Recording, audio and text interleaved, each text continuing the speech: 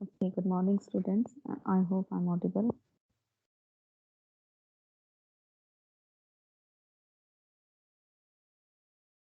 Yes, ma'am. Okay, fine. So I think we can start with our next topic. Few students are still to join, but okay. So we did last 2 days or last two lectures were based on basically on the infection, invasion, multiplication, and survival, how they survive, right? So I thought, okay, let's finish it off there only because the more detail, I don't think it is required at this time, right? So overview I've already given. So today we are going to start with a new module and which will deal about the epidemiology, right? So when we talk about epidemiology or when we talk about epidemics, like we all understand the term epidemics, right? We have heard epidemics, endemics, pandemic we are already going through, right? So when we talk about plant disease epidemiology, so it is basically about the study of different diseases in the plant population. We are talking about plant here, right? So like we do a lot of studies about a human disease epidemiology, and the main aim of the study of the epidemiological is or main why they are important because we want to look forward for the management practices and until and unless we don't know how disease is spreading, what are the different factors which are leading to a particular disease, we cannot manage particular disease, right? So in order to manage a disease, we need to know that how pathogen is spreading, what kind of a environment it is establishing or it is flourishing, what kind of a host it requires, right? So all those factors we need to study. And how we can go for a management. Management can be done if we can interrupt out of these three factors, right? Environment or a pathogen factors or a host factors where the especially in a plant diseases, we'll discuss this today that how in plant diseases environment plays a major role, not in human or other diseases, but in plant diseases, right? Because plants cannot move, they are more getting exposed to the environment, they are just growing at a particular place, right? So they cannot move, they cannot just escape the natural environment which is Ma'am, your voice is breaking. receiving. So how environment is affecting the disease. So how we can manage the diseases, these steps comes out when we study the epidemiology of a plant diseases, when we study the different factors which leads to the development. Data today are not good.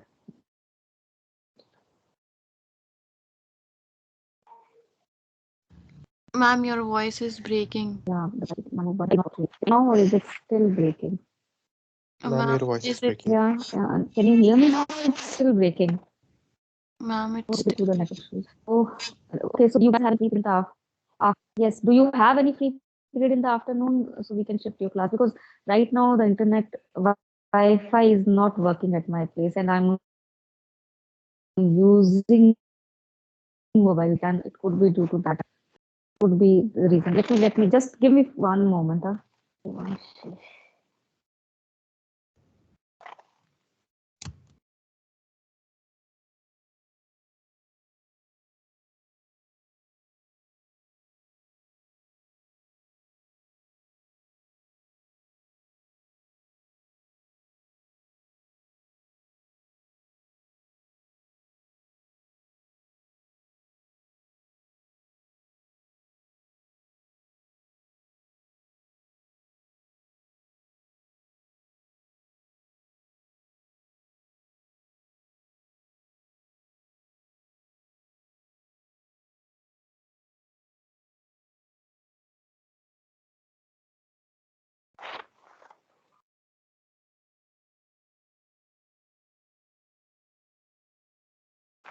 Okay, students. So let's reschedule the class, right? I'll give you 6 weeks. So let's see if we have because I had just only one class, right? So let's see if this problem resolved by afternoon for Wi-Fi, and then we can take the class, right? So we'll call it a close here, right?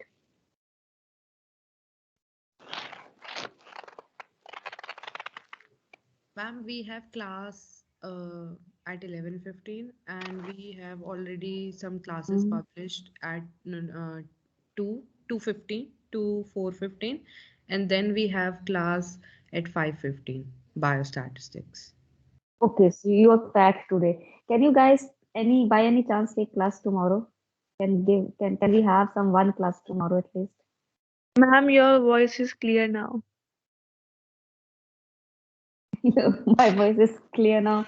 Okay, let's see. If it is fine, then we can go. Otherwise, we can just schedule one class tomorrow also. No, I think for one class you can log in, right?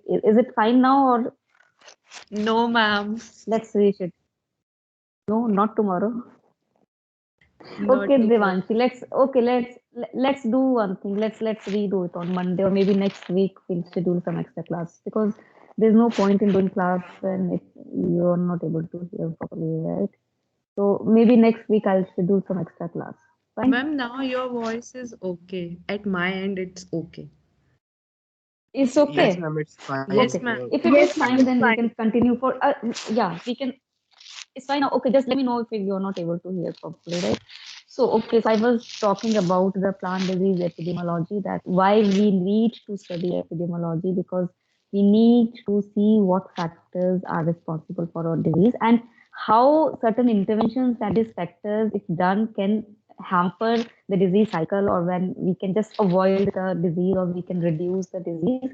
And another important factor is that we can do disease forecasting. जैसे हम weather forecasting करते हैं ना, we do lot of weather forecasting, like कल कहीं पे तूफान आ जाएगा, right? Hailstorm होगा, snow होगा, rainfall होगा. This is a weather forecasting. Similarly, a disease forecasting can be done, right? So that's why the epidemiological studies are important, because by studying different factors, environmental factor, host factor, and other population factors, we can forecast a particular disease. And this I'll tell you later also in the this module, that for some diseases in plants, there are a lot of disease forecasting programs which have been already developed. And in human diseases also, certain disease forecasting programs have been developed, and they can help in, they can help in reducing the, because see, disease forecasting से क्या होगा कि हम disease predict कर रहे हैं, maybe 1 week के बाद ये disease आ जाएगी because conditions, environmental conditions similar है. So we will get at least 1 week to prepare for that disease, right? We can go for a control measures अगर हमारे पास available है. We can go for some steps quickly we can take to reduce the impact of the disease, because हम disease को stop नहीं कर रहे हैं disease forecasting. So we are not stopping the disease. We are only forecasting the disease. So we buy some time to do the activities which can reduce the impact of the disease, right? So this is why disease forecasting is important. So today's lecture, we are going to study about plant disease epidemiology and how the terms are used differently when we talk about plant diseases, not about the human diseases. Like epidemic and endemics are, though in plant diseases also we commonly use these words, but there are certain common terms which have been given by plant pathologists, that instead of epidemic we should use epiphytotics rather than, because phytotic is a plant and this is the term used for the animal or human diseases, right? So those terms we are going to discuss. And disease triangle you already know, but again we are going to discuss the disease triangle and various factors. What are the host factors? What are the environmental factors? And what are the pathogen factors which help in the development of a particular disease, right? So plant disease epidemiology is the study of diseases in plant population. So disease epidemiology can be applied well in a plant pathogens also, and a human and animal pathogens also, right? So much like diseases of human and other animals, plant diseases occur, again they occur due to similar kind of pathogens such as bacteria, viruses, fungi, phytoplasmas. In human we call the mycoplasmas, then they affect the plant we call the phytoplasma, right? Protozoa. And then there are parasitic plants also.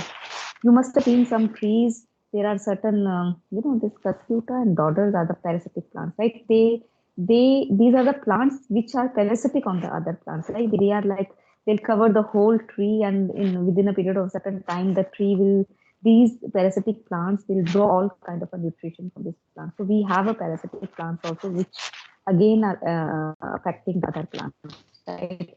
So epiphytotics is the term used? Right? When we see that how does epidemic take place, and number of individuals of when disease increases suddenly, number of the people or the number of the plants which are affected by that they increases suddenly within a short period of time. So then we call this as an epidemic, right? On or among people. This is the term we use in the human. So when we talk about the plants, we use a term is given as an epiphytotic, right? For example, for animals, we can use the term epizootic, but usually commonly used terms are still epidemics and endemics, which we all understand. But if we talk about the plant pathologists or we talk to the people who work in this area, they are definitely going to use the epiphytotic term in this case, right?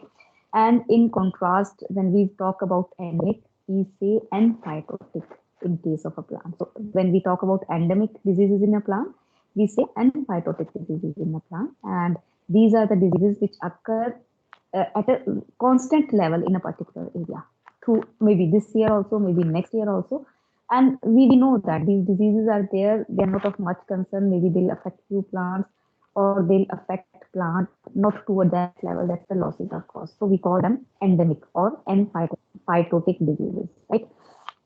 So epiphytotic affect again a high percentage of a plant population. So when we talk about a plant disease epidemics or epiphytotic, so definitely losses are more as they are in a more wider area. Right? So they can be of a mild or destructive and a local or a regional in occurrence. It depends upon. It could be in a particular part of the country. It could be in a local area, right? Or it could be in a regional area. It again depends, right? So epiphytotic results again from the various combination of factors, including the right combination of the climatic conditions. So when we are talking about climatic conditions here, so we are talking about the disease triangle में जो एक environmental वाला line आती है ना, एक factor आता है, so we are talking about that. So various combination of the environmental factors. Right? So epiphytotic or epidemic may occur when a pathogen is introduced into an area where previously it had not existed, right? So these are again a similar kind of situation, right? Previously, if and how does it happen? It happens when we are moving uh, planting material from one part of the country to the other part of the country, or within a country, so from one part to the other part. So sometimes unknowingly this happens that within the planting material we are introducing plant that pathogen to a certain new area, and it usually happens even in that pathogen was not reported in good conditions or environmental conditions, and it can occur in an epiphytotic form. So this usually happens, right? For examples of these conditions are downy mildews on coffee, which is the introduction of a coffee rust of fungus into the Brazil in 1960, and then entrance of a chestnut blight into the United States. So usually, we keep on introducing these kind of a pathogens from one part to the another part. And yes, sometimes it might happen that maybe when it is introduced to a new area, if the conditions are not favorable, the hosts are not as suitable, or they may be a resistant, right? Some kind of a, so they do not grow much, right? But it could happen just the opposite also. They might find more susceptible hosts.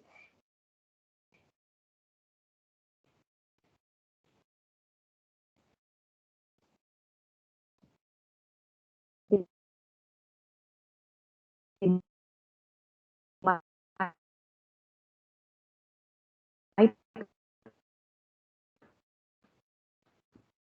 find the environmental condition more conducive, and they can cause a lot of losses there. So both ways they can behave.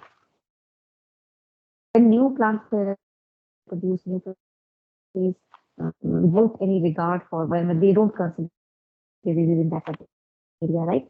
Some of the varieties they can be accessible to the farming. This is again affecting the fact whether these varieties was in the oat rice which although was very highly resistant to rust, Puccinia graminis, right, and smuts, proved very susceptible to Hellmann-Stokes blight, which was very minor disease of these kinds of plants or grasses, right? The destructiveness of this disease resulted in a major shift of oat varieties in the United States. So this was loss to that extent they needed to shift these or they needed to shift to the new varieties instead of using these varieties, which are becoming more susceptible to the Helminthian blight, which is caused which was earlier a minor disease, right? Again, then corn plant in the United States was attacked in 1970 by a virulent new race of a southern corn blight fungus. Right? And it resulted in a loss of about 700 billion bushels of corn. So it resulted in a lot of losses in the corn. Like we studied about the viral pathogens, right? That they keep on changing, they keep on coming up with a new strain. So similarly is the case of the fungal pathogen also. We find that within a period of time they are evolving.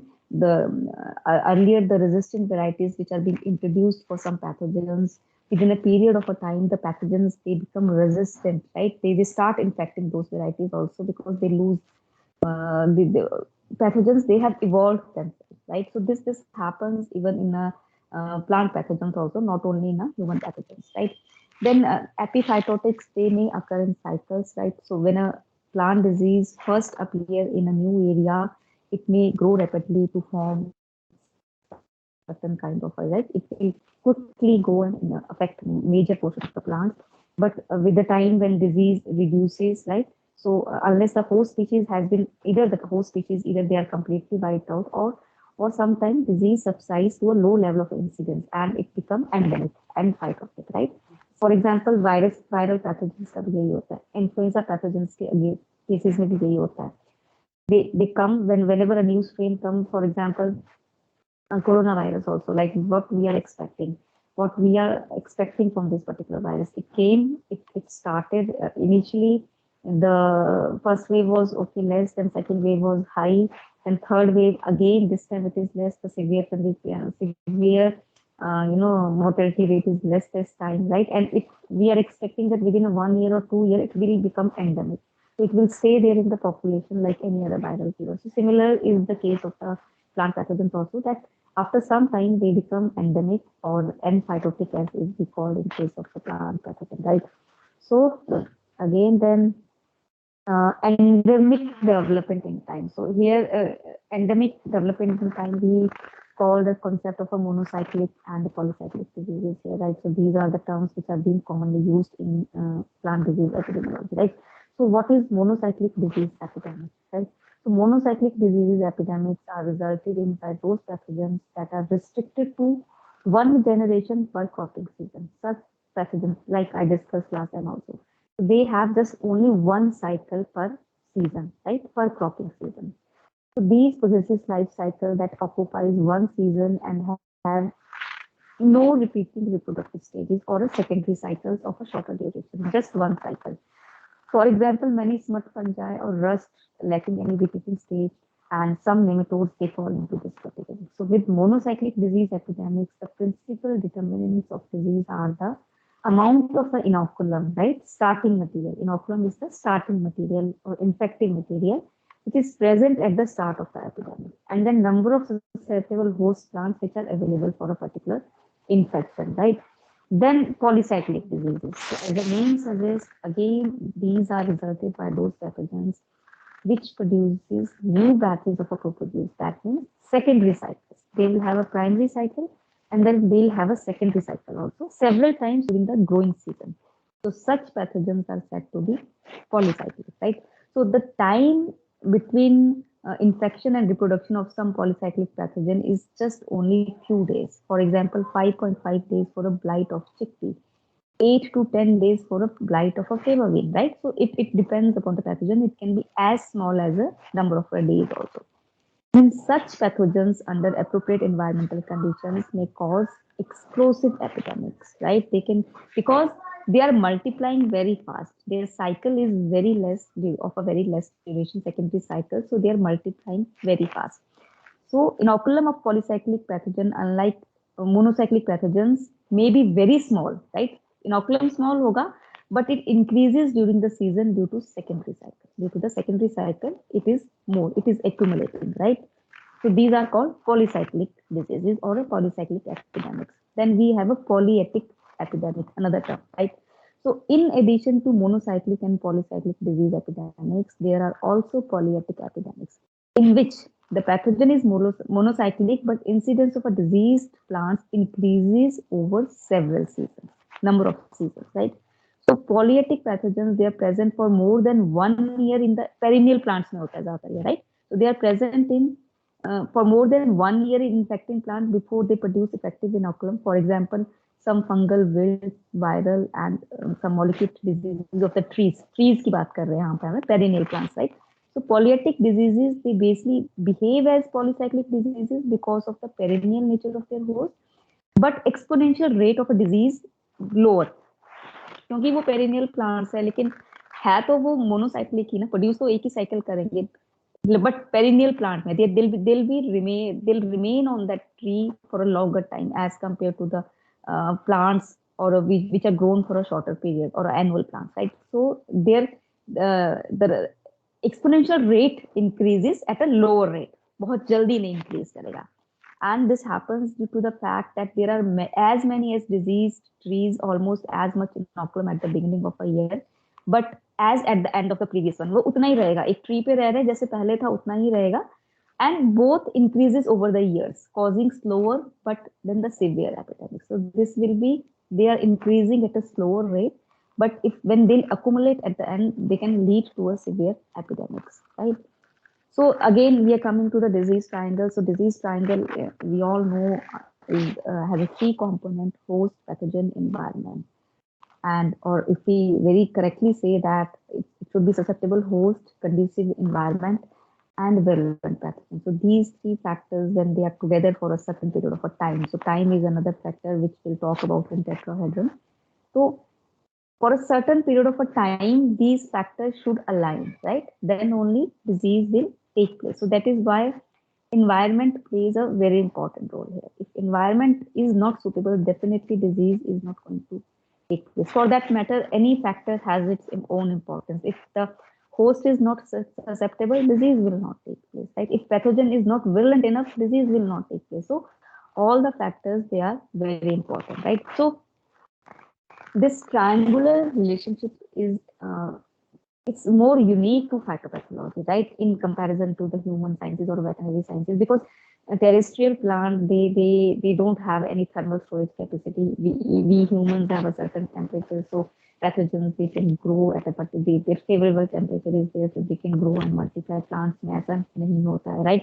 Plants cannot, another factor is a plant are immobile. They cannot escape from the unfavorable environmental conditions. Like we don't go and always keep standing in. If there's a winter season, we keep ourselves warm by, there are heaters, there are other methods to keep ourselves warm, right? In the summers, there are another methods. We use ACs or another methods, right? So we know how to escape these environmental conditions, but definitely not plants, right? The sophisticated immune system which is found in mammals is also absent in the plant, right? So we have an immune system. Our immune system actually act against any kind of a foreign bodies or a pathogen when they enter our body, right? They just try to repel them.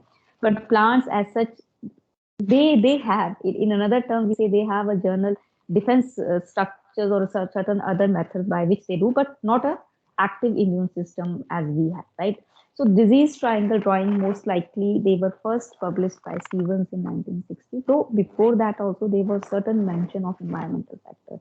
For example, there was a person called Duggar. He wrote in 1909, the abundance of a very large number of fungus diseases is directly connected or conditioned by climatological factor. So they knew that there is something or the climate was affecting the diseases or pathogens, right?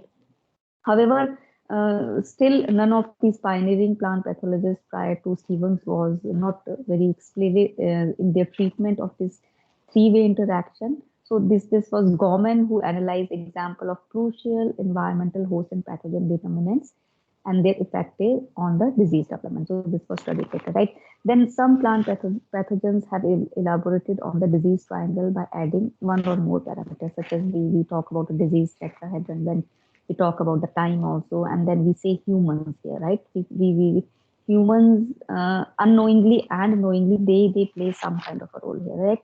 Suggested additional parameters have included humans and then vectors and the time, right? So of this, only time is absolutely required. So other elements represent special case application. So they say that time is definitely important, but we cannot include humans or vectors in all the cases. They might be applicable in some cases, but not all the disease cases, right? A three-dimensional disease pyramid or tetrahedron has been almost the common figure drawn in addition to the single parameter. So human factor into the disease triangle because the influence of human activity on the disease is pervasive, right? In agriculture, definitely agriculture is not being done on its own. We can say that in a wild trees or a trees forests which are grown on its own, the human factors we don't include there, right? We can exclude that. But when it comes to the agriculture, so definitely it is being done by the human, right? Um, so we can say that their input in a forestry and a system is definitely not very important, but in the agriculture system, their input is there. So indeed, it is difficult to ignore such elements as cultivation practices which affect pathogen in life cycle, or a genetic manipulation of the host plant through the breeding and a genetic engineering that is being done by the humans again, right? Then planting large expanses of genetically similar plant populations. So I told you earlier also the similar plant populations are more prone to any kind of a new pathogen. They'll not survive, they'll not escape any new disease, right? And the various environmental manipulations such as irrigation, greenhouses, or hydroponics, we all know, right? These days, a lot of emphasis was not these days. Through last many years, a lot of emphasis has been done on greenhouse cultivation. Like for in a greenhouse, we can grow crops throughout the season. Season is not a problem, and it is a much closer space where we can avoid diseases also. But then there are certain other greenhouse problems that we are facing, right? So we are manipulating the environment. Hydroponics, we all know, where the soilless plants are grown just in the water only, right? So these are the human activities. So these factors can profoundly affect the occurrence and severity of a particular disease. So definitely they say that these factors can definitely affect the disease. So somewhere human is playing role according to them, right? So the argument against including human as a disease triangle factors views domesticated plants. They have, their identity intimately intertwined with husbandry. So humans already are represented in that triangle configuration, right? So certainly many crops such as corn, they no longer exist in the wild or in they because they are being cultivated so many times or cultivated in such a large way that they hardly resemble any wild relatives, right? And then humans, they constitute the major part of a pathosystem environment. So pathosystem is a term which we use for a pathogen environment, right? So pathogen in which the pathogen interact with this host and different environmental conditions, that is we call a pathosystem, right? So we are external to the host parasite interaction. So thus, regardless of our dominant influence, a view devoting the dimension to ourselves may be considered anthropocentric. This is anthropocentric is basically, it is a term we use that humans are supreme, right? We are everywhere. We can manipulate, we can control everything. So it could be due to that also that this term is being used, or humans are being considered to be used in these factors. But they say that not in all diseases which are caused by the pathogens or the plant pathogens, we can include human factor. So time factor is fine, but the human factor we can still, or a vector factor, we can still exclude for some cases. It is not applicable universally. So they want to argue on that, right? So animal and other vectors, again, they may not be essential for all diseases, but then they certainly play a critical role in many. We know vectors play an important role in viral diseases, right? Thus, vectors represent a special case for modification of a triangular relationship. So in some cases, pathogen actually multiplies within the cells of a vector, for example, in many viruses also. So we know that, right? So this they say that it could be important in some cases but not in all cases. Then dimension of time has been added to disease triangle by several authors to convey the impression that disease onset and intensity are affected by duration. So what does this mean? Duration, that these three factors are aligned. So for what time 1 hour, 2 hour, 2 days, 3 days, 4 days, for how much time these factors are aligned to cause a disease. So that in that case, the time factor plays an important role. So naturally, disease may not happen in the first instant. The three parameters are aligned favorably, but occur after some time duration. So definitely there is some duration for which these factors are aligned, and then a disease takes place, right? The demarcation between healthy and a diseased plant is one, again, not easily drawn. Indeed, symptoms and signs can take a good deal of time to appear, right? Symptoms appear only after the incubation period, but the pathogen has already entered, so we cannot define that particular time period, right? So the infection also, it takes some time to take place, to establish in a plant. उससे पहले तक हमें क्या लगता है नहीं है infected plant, but actually it takes some time to multiplication and show the symptoms. So plant viruses or plant pathogen is already there in the plant, right? So this is also a misnomer somewhere, that हम कैसे differentiate करेंगे that this is a healthy plant and that this is a diseased plant until the symptoms are appearing, until we know that particular symptoms are being shown, right? Then environmental factors which affect the disease, that are your temperature, that is your moisture, that is your soil relative humidity, or a soil moisture, or a soil pH. All these factors are the important factors in a plant pathogen, right? So temperature, again, each pathogen has a optimum temperature for growth, again, for different stages for the fungi. For example, spores, their germination, mycelium, they all occur at optimum temperature. So definitely temperature is very important. Then storage temperature for certain fruits, vegetable, and nursery stocks are again manipulated to control fungi. So when we know that at a particular temperature, fungi, these kind of a fungi, they'll grow on a plant or a storage crops, then we can change that temperature of that storage, right? We can manipulate that, and then we can avoid these kind of diseases, right? Then again, except limited frost protection can be done to control air temperature. Greenhouse temperature can be regulated to check the disease. So in a greenhouse condition, we can definitely check this. But then again, we need to see one thing here, that we need to maintain a temperature which is favorable for the plant growth also, right? And then at the end, we need to see that this should not be favorable for other pathogens.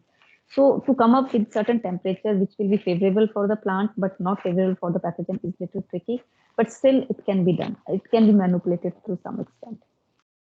Then knowledge of optimum temperatures usually combined with optimum moisture conditions permit forecasting. So this will, for disease forecast, how disease forecasting is done, this will do another topic, but then these things can help in forecasting. See, I'll just give you example.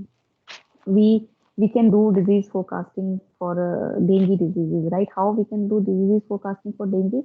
How we start those sanitation programs before the dengue infection takes place? Because in a certain in rainy season, at a certain time, at a certain temperature, the breeding of mosquito will be more. So when we know at that temperature mosquito will breed more, we are able to predict that this dengue disease will also increase. So similarly is the case of a plant pathogen. So when we know at particular temperature this fungus is going to affect that particular crop, and due to the prevailing conditions or a disease forecasting system, or just the climatic forecasting system, we know that these kind of environmental conditions are going to prevail for certain coming week of a time.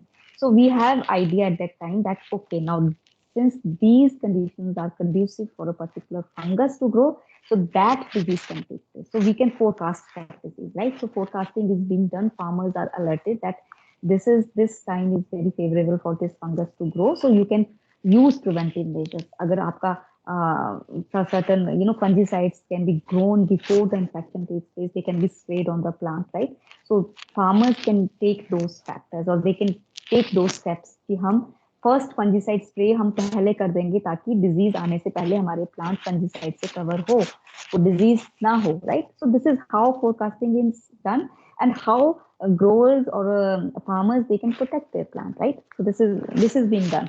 So effect of temperature may mask the symptom of certain viral and mycoplasmal diseases, however making them more difficult to disease. So certain in viruses, we know that there are many latent viruses. So at particular temperature or in particular weather, they are there in the plants, but we are never able to see them because they are not causing any symptoms.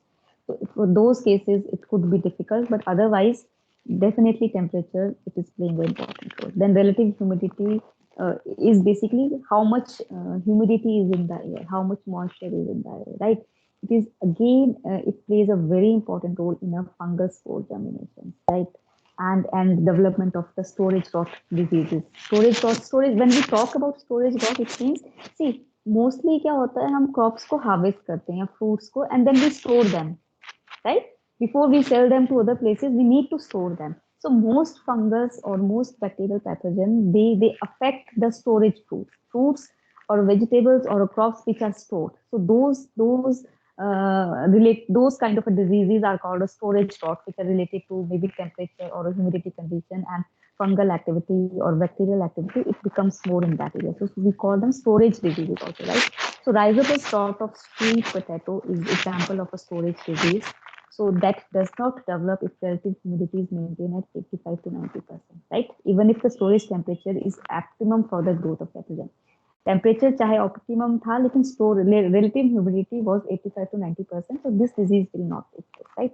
So under these conditions, the sweet potato root produces again cocky tissues that will wall off the rhizopus fungus. So this happens that they are going to avoid the pathogen by certain methods, right? So high humidity again favors the development of great majority of leaf and fruit diseases which are caused by fungi, water mold, and bacteria. Because moisture is needed for spore germination, we all know that their multiplication. So in that time, they multiply fast, they germinate fast, and initiate the infection.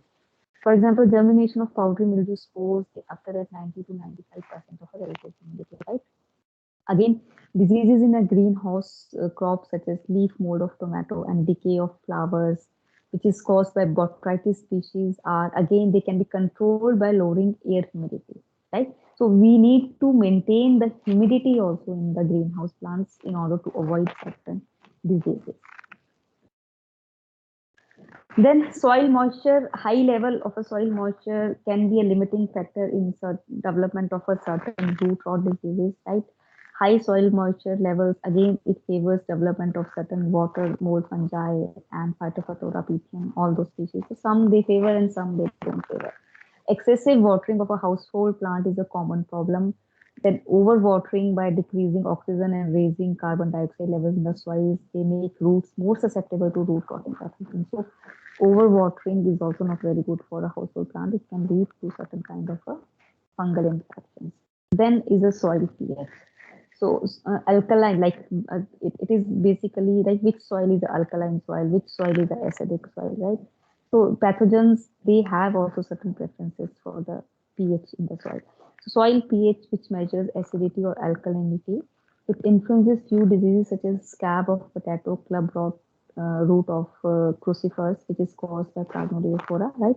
So growth of potato scab is suppressed at pH of 5.2 or slightly below 7, right? 7 is a neutral, उसके below क्या होगा आपका acidic pH होगा, उसके ज़्यादा जो होगा वो alkaline pH होगा, right?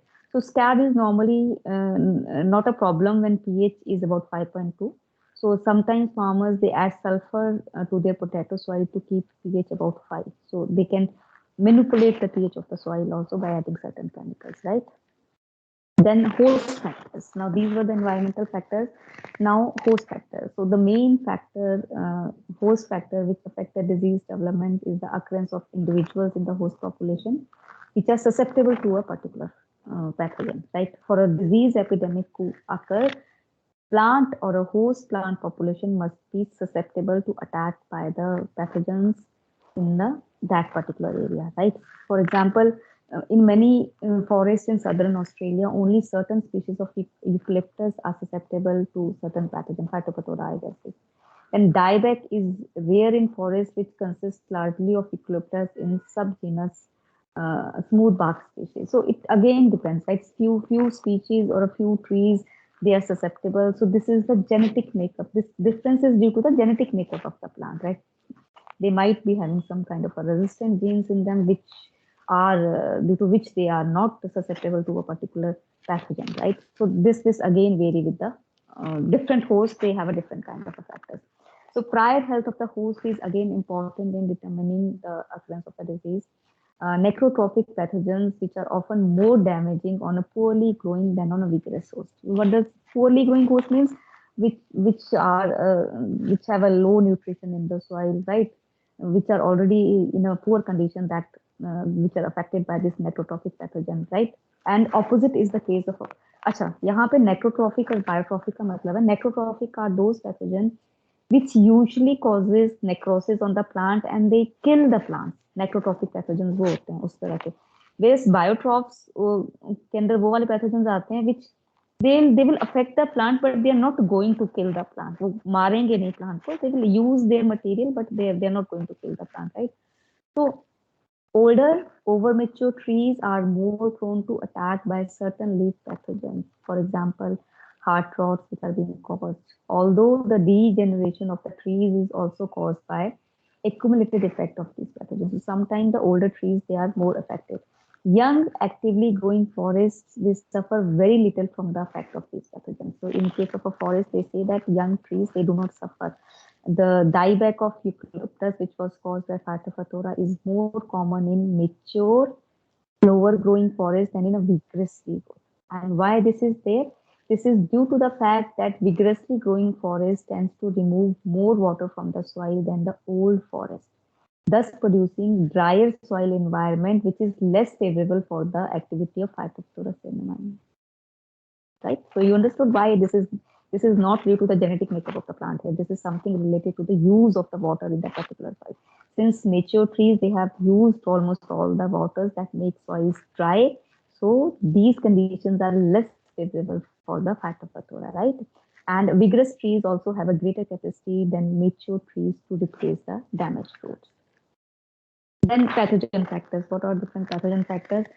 So there's one important factor that it should be virulent, it should be capable to cause disease, and the number of the pathogen propagules which are present, inoculum, which is being present, right? So the main factor which determines whether disease or no disease occurs at all is the presence or absence of pathogenic strain of the pathogen, right? So pathogen also have a different strain. Some are virulent strain, some are non-virulent strain. Some can cause diseases and some cannot cause diseases, right? So in the outbreak of Eucalyptus dieback in southern and southwestern Australia, the presence or absence of the pathogen is the overriding factor that determines whether disease or no disease will take place.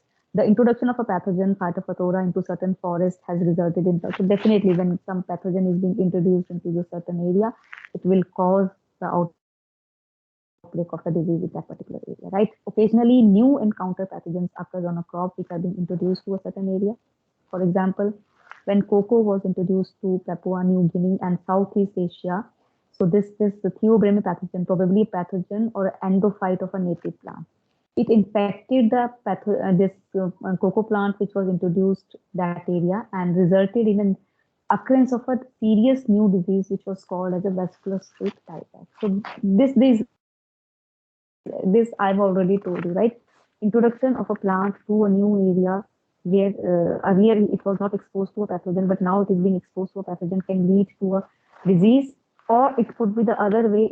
If it is not susceptible to a disease, it has some resistant gene, so disease will not occur at all. So both ways it can act in a both way, right? So adaptability of a pathogen is again a very important in determining its ability to overcome the resistance in a newly released cultivars. Newly released cultivars means some new varieties which have been released, which are resistant to that particular pathogen, right? Or to adapt to change environmental conditions. So we introduce introduction of irrigation or a planting of a crop only in a dry part of the potential zone. So pathogens, they need to adapt to the new environmental conditions also, and then they need to adapt to the new plants also they are being introduced in a particular area, right? And this is governed by genetic flexibility of the pathogen population and its reproductive efficiency. How fast it is able to reproduce in a particular host plant, right? So it is being done by that. Puccinia graminis has high reproductive efficiency in spite of the absence of sexual reproductive cycle in Australia, and it has the potential to develop new pathotypes by asexual means such as mutation, heterophorosis, and parasexualism. So this is one example of a Puccinia graminis. that its reproductive efficiency is very high, right?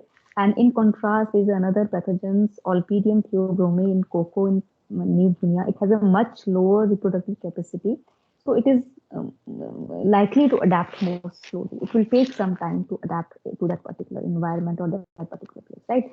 So the ability of a pathogen to cause disease in successive seasons again depends upon its ability to survive from one season to another. This is again one factor, that whether it is being able to survive to the next season or not. So that is also very important in order to distribute the disease or disseminate the pathogen to another part.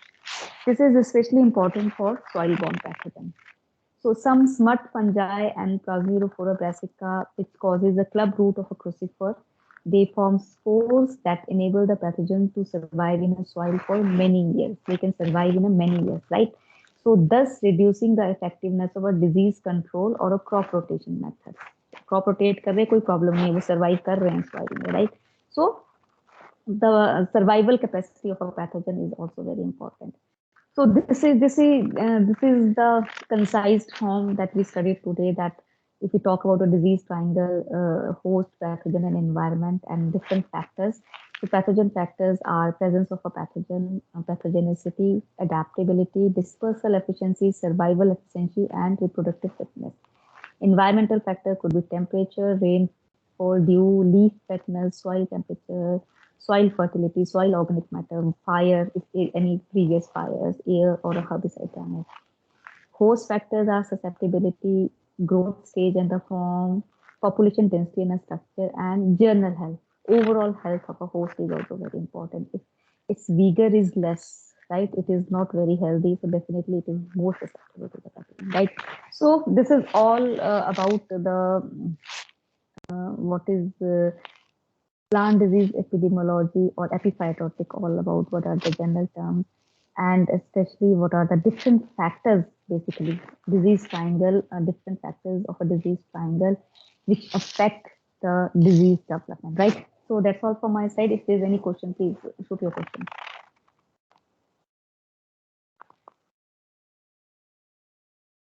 Plant disease epidemiology is very important, like the human disease epidemiology, right? Just go through this again. I'm telling you this, just go through this. Very general things are there. Epidemiology is a very interesting branch, basically, because we are studying about how pathogens are behaving, or what are the factors which lead to development of a disease. So if you just go through the chapter once, I don't think you'll feel any kind of a still. If you feel after going through the chapter that something you have not understood, you want me to repeat, so we can always do that, right? Okay, fine. For attendance, please switch on your cameras. Adhish Mishra. Present, ma'am. Athoeba. Present, ma'am. Ayushi. Present, ma'am. Sam. Present, ma'am. Devanshi. Present, ma'am. Ishita.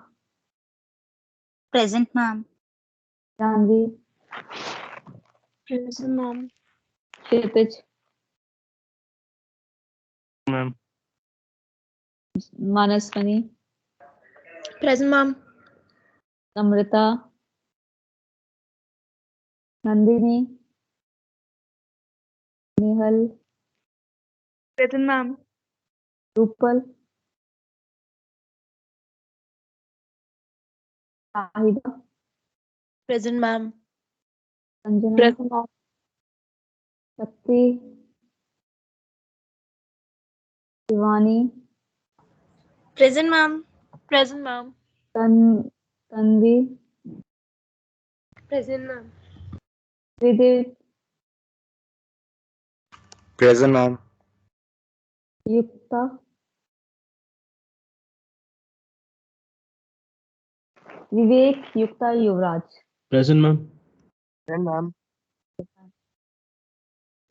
Okay, fine. So everyone is present. Okay, students. So I'll see you on Monday with a new topic. Till then, bye bye.